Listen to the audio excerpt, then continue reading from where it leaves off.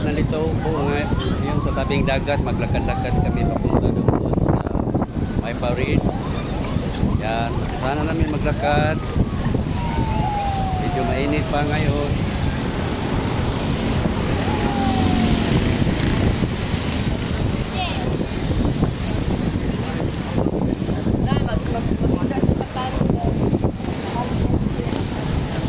Oo, kaya dito kami sa tabing dagat, naglalakad sa ibabaw ng simento. Yan. Papunta kami doon.